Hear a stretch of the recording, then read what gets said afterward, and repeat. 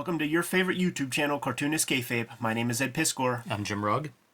We're going to go true crime podcast today on the Kayfabe channel, but first we must let you guys know that Kayfabe-tober is upon us, and these are your prompts for drawing this month. Make sure you tag us, make sure you at us. We'll share as many of these as possible, and it's always cool to check out what you guys are doing with those prompts.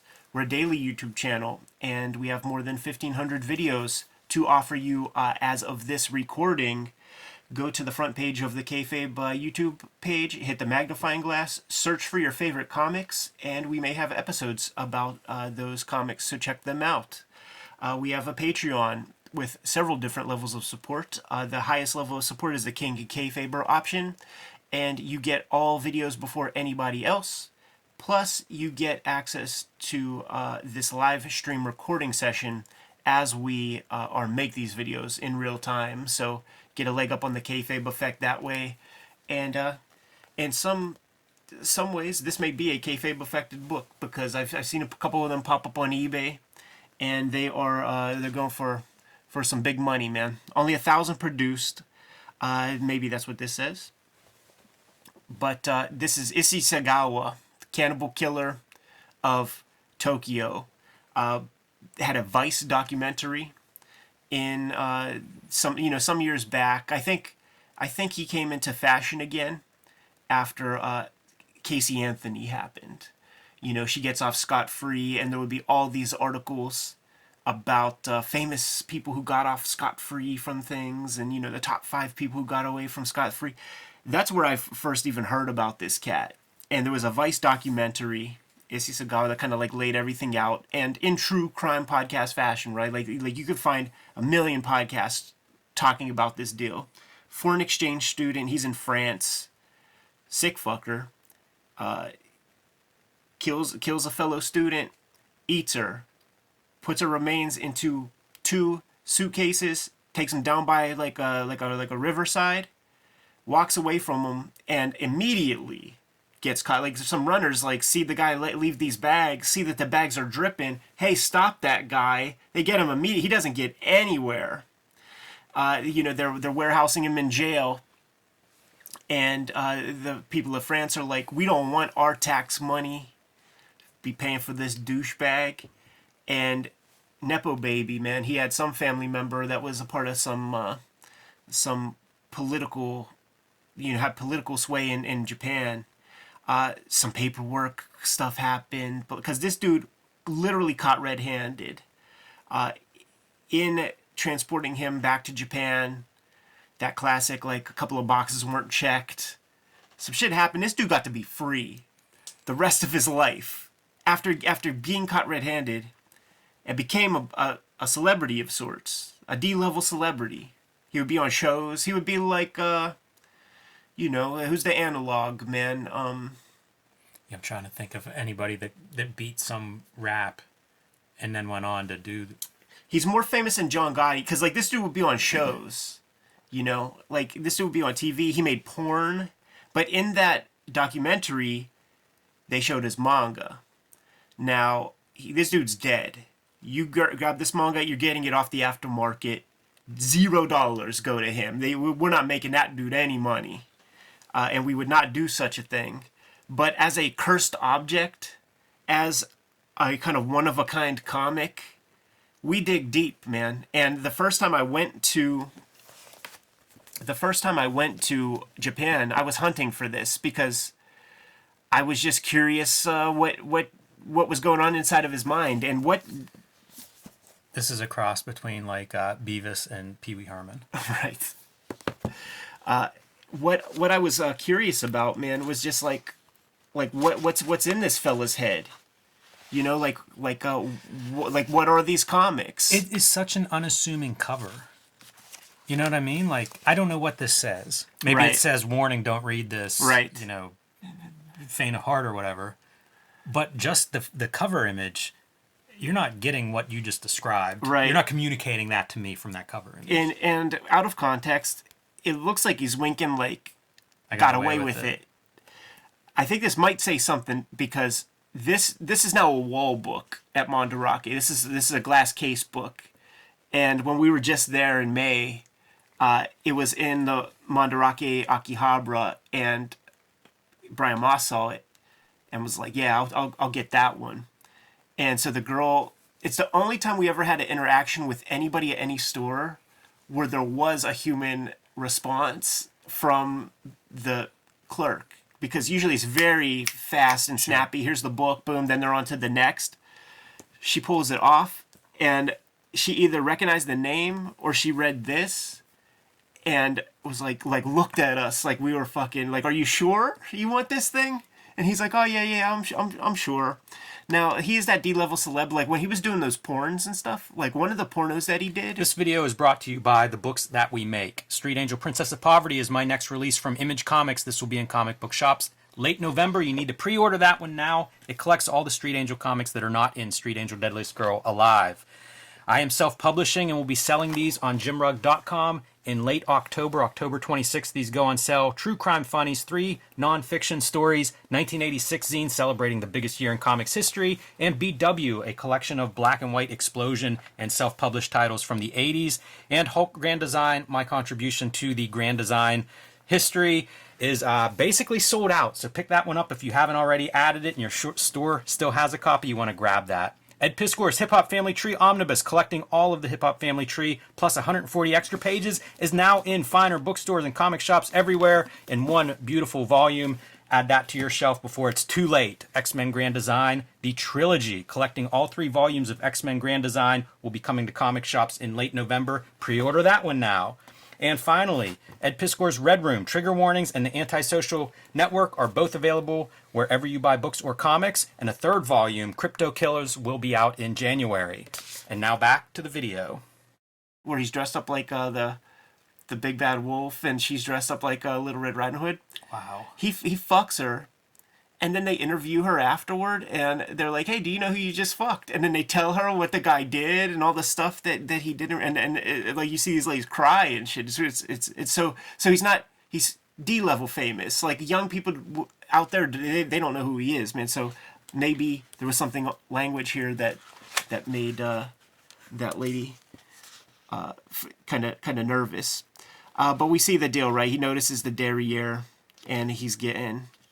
It's a sexual thing. Whenever I was out there 2 times ago, he died while we were in Tokyo. So there was like a lot of articles that were coming out at that time. And he was saying stuff in these articles like I don't understand why you don't want to eat your lover and things. Like he's a totally demented guy. There's a documentary called Cannibal that did the film festival circuit that is pretty intense, very uncomfortable. The camera is up against his face for 20 minutes as he's talking, and he's very old and elderly and just talking. And his parents, their parents, because he's got a brother, those parents fuck these boys up, because like the brother does weird shit, weird self-harm things, and videotapes it. So it's a fucked up family. Yeah, it makes me wonder if he did, like, how he lived without, I don't know, indulging in these impulses. They saltpeter him. Like, he was, like, chemically castrated. He, like, agreed to some kind of thing. But he's heavily medicated and lethargic. So they hit him with that saltpeter, man. They're like, okay, you could be free, but you ain't ever getting a boner the rest of your life, man. That time is done for you, man. As you could see, it's like this is, you know, akin to the John Wayne Gacy clown paintings, or you know, that type of imagery. It's very, very self-indulgent. These are considered doujinshi. Like I said, there's 1,000 of them. Oh, jeez. That's interesting, the doujinshi part. I guess he didn't self-publish them. Right. Yeah. There was somebody who kind of fronted the dough to maybe they saw these finished works and then decided to front the dough to make that happen. But I do know that Mandarake published something, and if you check out our studio tour with Koenji Sean, Japan Book Hunter, there is another publication that was sponsored by Mandarake, and with that one they had art shows and with those books came a ganga, original piece of art, and Koenji Sean had 3 pieces of original art that the dude drew, and was certainly, That's interesting weird, artifacts. because like whenever we've come across original art on here, like we've looked at Kirby pages and different actual like original art, we're touching it pages. I always think like you can almost feel something, like a Yes. connection to the creator, but like to feel something connected to this is like, like I recoil thinking about it. It was all jokes, and like just I'm the Red Room guy. Like I have like a dark curiosity, so going out there like scooping the book up fulfilled that dark curiosity. But then I had the book, and then I go through it, and I'm like, this is a cursed thing. It was in the front room, but then I see this face staring at me, and I'm like, I gotta put that in the back room now. Yeah. I don't want to see him too often. But it gets, to a point of crudity at a certain point. But it's over and over again, just his indulgences in these like very depraved, it's far beyond, Robert Crumb's sexual fantasies of just drawing the same thing over and over again. He's clearly a very, very, very sick person. Yeah, it's such a bizarre object. I think of these comics or of a book of like, oh, describe it in a sentence, and sometimes that's very hard to do. In this case, it's not hard to do at all. Right. But then like the description you're left with is kind of like, now I've got a million questions. Like, how does this exist? Who wants this? It kind of defies placement in a collection. Even. Right. You know what I mean? Like it's so different than like every other book that's in this house. Right. Yeah. You ain't gonna get a second one of these unless it's another piece from him. But we are hunters, and we are connoisseurs of the comic book medium. So I placed it as a direct challenge when I seen that documentary. When I typed in his name, the manga wouldn't come up. It was very obscure. And so, like, I had to go through the documentary, take a screen grab to show off, to try to find the thing. And I did not find it my first roundup out there. You couldn't find it on eBay or anything like that. But the second round, Koenji Sean was like, I know spots. And he fucking, first day I met him, put that right into my hand, and it was all yucks. It was like, cool, like I made a discovery, man. It was a personal challenge. I traveled across the world, and I quested, and I got the object. But then I cracked it open, and I'm like, this is pure deviancy. This is inside the mind of a maniac. You can't go back from this, man. Like, enter with caution. You clearly saw that we can't be looking at every page of this thing. But in recent times, certainly thanks to sort of Koenji Sean adding illumination and some shine on this thing, but also the stuff that we showed off in our various manga hunts. This was included. Brian Wash showed off his. You could journey at your own risk, but right at this moment, you can find some of this crazy shit on eBay right now. But don't take it lightly. It's an odd one, man. It definitely feels different than the stuff. We look at all kinds of weird comics, and probably some that if you were just looking at a page out of context, far more disturbing than what this is. Right. But the context, once you know it, it's hard not to feel something looking at this. Right. Like, some weeks ago, we took a look at a comic that was by a genuine Black Panther. And we didn't know about it, so you put it under the microscope, right? There ain't too many comics out there that are done by deranged cannibals, right? So, of course, Cartoonist Kayfabe has to cover it, but we give no praise to the artwork. We give no shine to the craft of this thing. It's merely the fact that the comics is the distribution mechanism of this guy's crazy mindset, and the fact that it is a Tankobon doujinshi, that it has received the kayfabe treatment because of the odd factor. Yeah, it's definitely a weird one. I think of like those collections of like, weird comics, whatever that Right, leather yeah, nun that leather kind of nun. book. Like I have several of those books, and then I want to track down the stuff that's in them. Paul Gravatt would fuck with this. And I'm kind of happy that this is your copy, Oh, I'll because get I you feel one. like I'm satisfied. I don't need to do it. If I didn't know any better, it would be something that I would be Had you not tracked this down, it would be probably something I'd be interested in tracking down. This is enough exposure for me, and I have a feeling our audience may feel that too. You know, like have a video like this. It's a fascinating piece of comics history. It is 50-50. There's a Jim Rugg personality in the audience, but there's the Eddie P personality in the audience. And I'm gonna check the sold sales on eBay after this video goes live for 24 hours, and we'll see how many sick fucks are out there, man. And I wonder how many of them are King Kayfabers. You good to go? Yes. Kayfabers, like, follow, subscribe to the YouTube channel, hit the bell so that we can notify you when new videos are available. Kayfabe-tober is still upon us. These are your prompts for your drawings this season.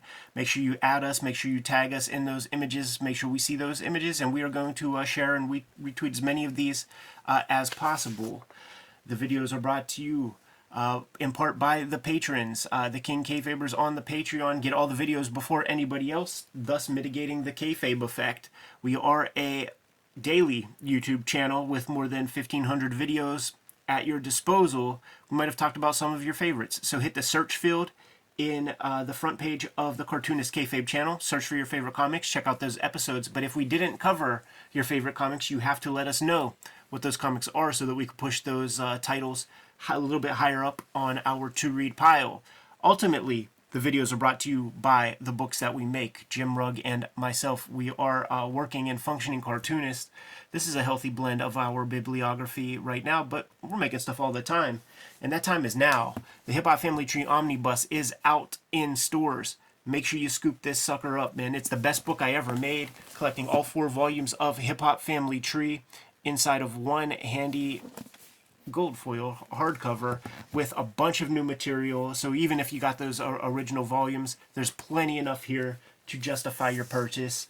X-Men Grand Design Trilogy trade paperback is coming to you in November, collecting all of my X-Men Grand Design works, and some of those volumes are out of print as we speak. I'm serializing a daily strip that is going to be coming out January 1st, 2024. It's called Switchblade Shorties, but if you are on my Patreon, you're going to get early access to those strips. Thank you guys so much for joining the Patreon. We received a whole bunch of feedback in the past week or two. I put out new strips every Tuesday for the early adopters to enjoy. Red Room has been the focus for the past couple of years. There are 2 trade paperbacks out there, The Antisocial Network and Trigger Warnings. These are self-contained. These each contain 4 self-contained stories, so it doesn't matter which one you read first. But there's going to be a 3rd volume called Crypto Killers coming out in January that I want to let you guys know about. Man, save $20 from your Christmas and Hanukkah loot and scoop up the Red Room Crypto Killers trade paperback. Jimmy, what do you got on the horizon? Street Angel, Princess of Poverty is my next book coming out from Image Comics. It'll be out in November. You need to pre-order it now at your local comic shop or wherever you buy books or comics. It collects all the Street Angel comics that are not in Deadliest Girl Alive, which is also from Image Comics. They'll make a really nice set on your shelf together, and there's no overlap between the 2 books, so pick them both up. You'll have all the Street Angel comics. Hulk Grand Design. This is my contribution to the Grand Design Marvel project, and I believe it's out of print. So if you haven't added it to your shelf already, these copies are disappearing fast. Pick one up while you still can, because once it's out of print, no guarantee that it is going to be reprinted anytime soon. And finally, I've been self-publishing lately. True Crime Funnies, 3 nonfiction stories in there, including 2 wrestling yarns, the 1986 zine celebrating the greatest year in comics history, and the BW zine celebrating the black and white explosion in self-publishing comics and oddities from the 80s and 90s that I love so much. Those are all going to be available on my website, jimrugg.com, October 26th. I do have big quantities, but that is like my holiday fall sale. So if you want to add any of these books to your collection, that is the place to get them, October 26th, jimrugg.com. It's imperative that you guys kayfabe affect the books, because that keeps the lights on in the studios. But there are some ways to directly support the Cartoonist Kayfabe channel. Jimmy, let the people know. Subscribe to the Cartoonist Kayfabe e-newsletter at the links below this video. You can also pick up Cartoonist Kayfabe t-shirts, merchandise, mugs, hats, stickers, and more from our spread shop. That link is also under this video in the show notes. There you have it. Several ways to keep these videos coming to you on a regular basis. Without further ado, Jimmy, please give the people their marching orders, and we will be on our way. Read more comics.